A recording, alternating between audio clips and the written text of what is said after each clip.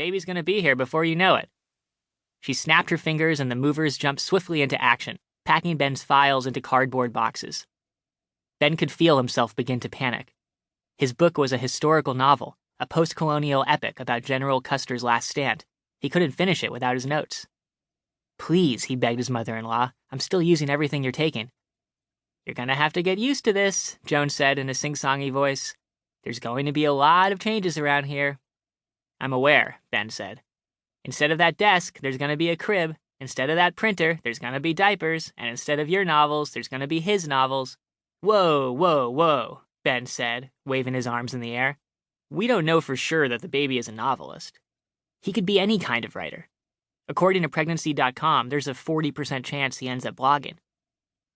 Joan rolled her eyes, smiling. You wish.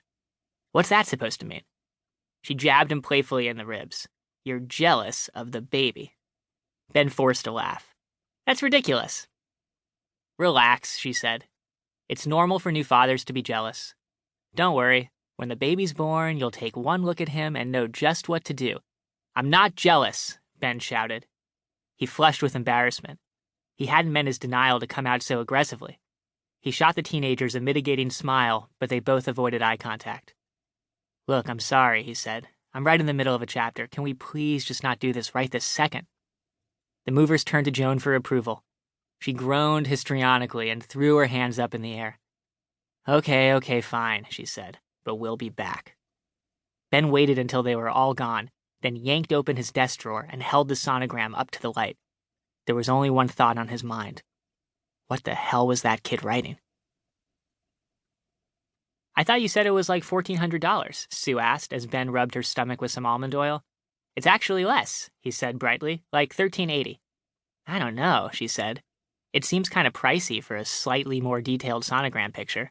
I mean, that's like the equivalent of 5,000 diapers. Damn it, Ben snapped. Whoa, Sue said, taken aback. Honey, what's wrong? Ben thought for a second. I guess I'm just paranoid, he bluffed. I want to see him, really see him, just so I know he's 100% all right in there. You know, just for my own peace of mind. Oh, baby, she said. I had no idea you were feeling this way. She kissed him loudly on the cheek. If that's how you feel, then of course. I support you. Dr. Kowalski was his usual upbeat self as he booted up the high-tech 4D scanner. But when he put on his glasses and squinted at the screen, his face went slack. My God, he murmured softly. My God in heaven. What's wrong? Sue asked the doctor. Dr. Kowalski swiveled around and laughed. I am sorry, he said. Everything is fine with baby health. It is just this thing fetus is writing. It is so engrossing. He shook his head with amazement. I forgot there were other people in room. Until you spoke, I was just like, in it. Sue exhaled with relief. She tried to squeeze Ben's hand, but his fingers were limp.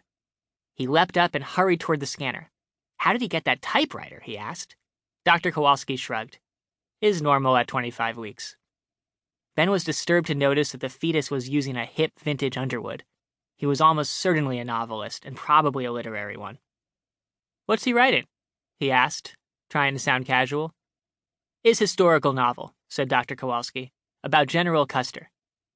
Ben's heart raced. He's writing about General Custer?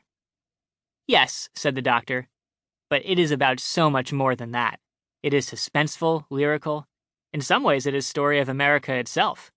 Wow, Sue said. That sounds pretty good. Right, honey? Right? He stole my idea, Ben murmured as they climbed up to their 5th-floor Brooklyn walk-up. How's that even possible? Sue asked. She was exhausted and a little out of breath. They can hear stuff through the womb, Ben said. He must have heard me talking about it or something. But you never talk about your work, Sue reasoned. I mean, until today, I had no idea you were starting a book about General Custer. I'm not starting it, I'm finishing it. I'm up to the last chapter, god damn it. It's going to be fine, she said soothingly. There can be 2 books about the same thing, right? But Ben had already bounded up the stairs, leaving her to walk up the final flight alone. Ben raced into his office and did some mental calculations. Even if the fetus was nearing the end of his novel, he was still stuck inside Sue's womb. He wouldn't be able to physically turn in a manuscript until after he was born.